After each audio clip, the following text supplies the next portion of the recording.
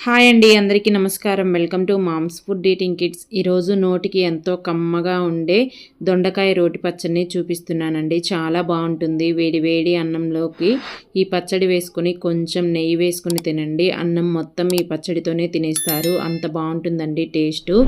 చేసుకోవడం కూడా చాలా సింపుల్గా అయిపోతుంది. ఇలా ఒకసారి చేసుకోండి. 2-3 రోజుల వరకు ఫ్రెష్గా ఉంటుంది. చాలా బాగుంటుంది. టేస్ట్ కూడా ఒకసారి ట్రై చేయండి ఈ పచ్చడిని. ఈ దొండకాయ పచ్చడి కోసం ఇలాగా ఒక కడాయిని తీసుకొని దానిలోకి 1 టేబుల్ స్పూన్ ఆయిల్ వేసుకోండి.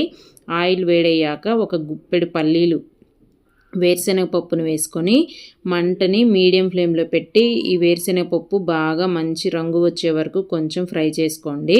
వేరుశనగ పప్పు ఇలా కొంచెం వేగిన తర్వాత దీనిలోకి మీ కారానికి తగ్గట్టుగా ఒక 10 నుంచి 12 వరకు పచ్చిమిరపకాయలని వేసుకోండి. ఇలా తుంచుకొని అలాగే ఒక 2 రెమ్మల కరివేపాకు, 1 టీ స్పూన్ జీలకర్ర వేసుకొని ఇప్పుడు ఈ పచ్చిమిరపకాయలు కొంచెం బాగా మగ్గే వరకు ఫ్రై చేసుకోండి. మధ్య మధ్యలో కలుపుకుంటూ. మంట మాత్రం మీడియం ఫ్లేమ్లోనే ఉండాలండి, లేకపోతే మాడిపోతాయి.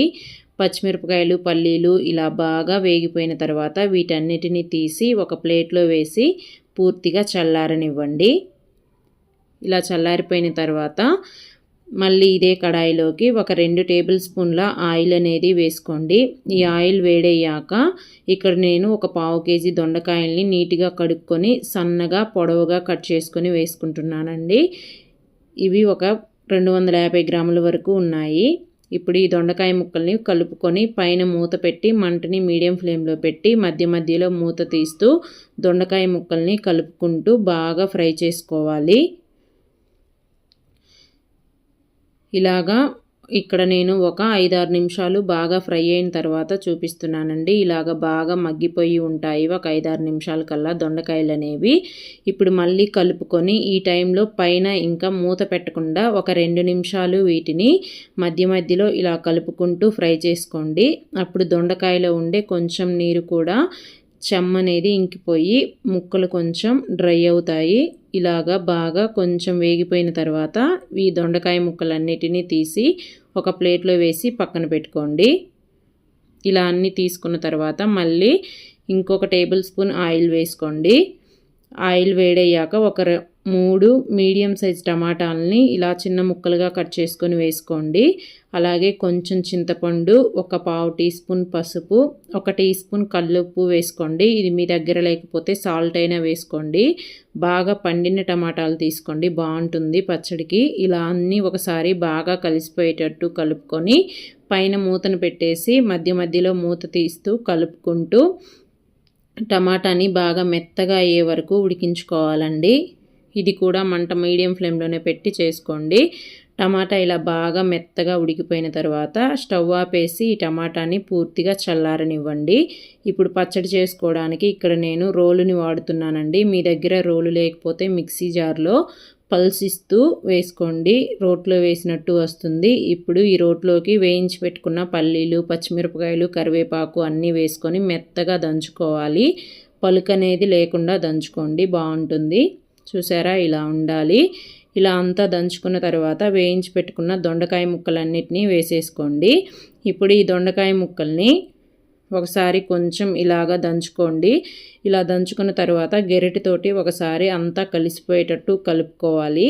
ఇలా అంతా కలుపుకున్న తర్వాత మరీ ముక్కలని మెత్తగా దంచేయొద్దండి. కొంచెం అక్కడక్కడ ముక్కలనేవి కనపడుతూ అలాగే తినేటప్పుడు పంటి కింద పడుతూ ఉండేటట్టుగా దంచుకోవాలి. ఇలా ఉండాలి.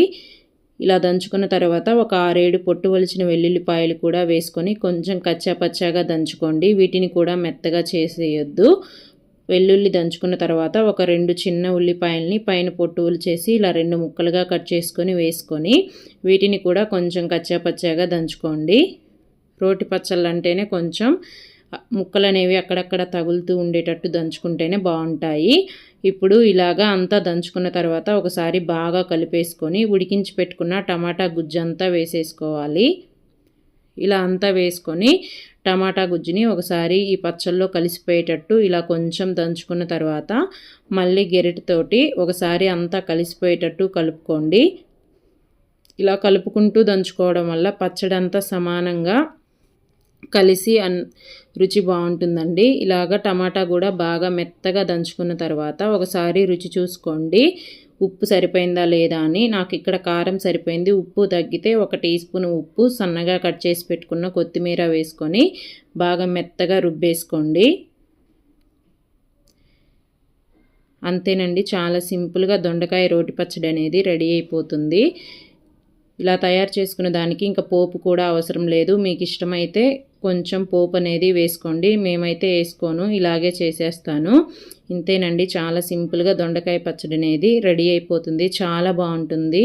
2-3 రోజులు కూడా ఫ్రెష్గా ఉంటుందండి. వాసన కూడా అనేది రాదు బయట పెట్టినా కూడా. ఇలా ఎప్పుడు ట్రై చేయకపోతే ఒకసారి ట్రై చేయండి. ట్రై చేసి నచ్చితే ఒక లైక్ చేసి మీ ఫ్రెండ్స్ అండ్ రిలేటివ్స్కి షేర్ చేసి ఛానల్ని సబ్స్క్రైబ్ చేసుకొని సపోర్ట్ చేయండి. పక్కనే ఉన్న బెల్ బటన్ని క్లిక్ చేసి ఆల్ అని ప్రెస్ చేయండి. నేను పెట్టే ప్రతి వీడియో మీ వరకు చేరుతుంది. Thanks for watching.